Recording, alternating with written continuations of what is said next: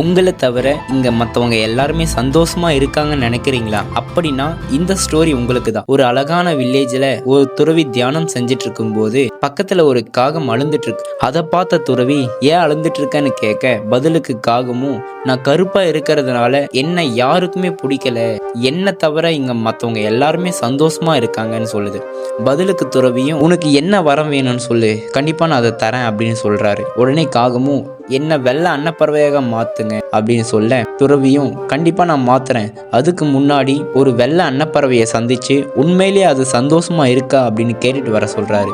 உடனே காகமும் ஒரு வெள்ளை அன்னப்பறவையை பார்த்து நீ உண்மையிலே உன்னுடைய வாழ்க்கையில் சந்தோஷமாக இருக்கியா அப்படின்னு கேட்க, பதிலுக்கு அந்த அன்னப்பறவை உலகத்தில் பல வண்ணங்கள் இருக்குது, ஆனால் எனக்கு தான் அந்த வண்ணங்கள் கிடையாது, ஸோ கண்டிப்பாக கிளி தான் உலகத்திலே சந்தோஷமான பறவை அப்படின்னு சொல்லுது. காகமும் கிளியை பார்த்து நீ உண்மையிலே சந்தோஷமா இருக்கியா அப்படின்னு அதே கேள்வி கேட்க, பதிலுக்கு கிளியும் என்னதான் எனக்கு பல வண்ணங்கள் இருந்தாலும் கண்டிப்பா நான் கூண்டுல இருக்கிறதுனால நான் சந்தோஷமா கிடையாது, கண்டிப்பா மயில் தான் உண்மையிலே அழகான பறவை அப்படின்னு சொல்லுது. உடனே தேடி அலைஞ்சி ஒரு மயிலை பார்த்து அதே கேள்வியை கேட்க, பதிலுக்கு மயிலும் நான் அழகாக இருக்கிறதுனால தான் என்ன ஜூல பிடிச்சி வச்சிருக்காங்க, உன்ன மாதிரி நான் இருந்திருந்தேன் அப்படின்னா கண்டிப்பாக அந்த உலகத்தை சுற்றி பார்த்துருப்பேன் அப்படின்னு சொல்லுது.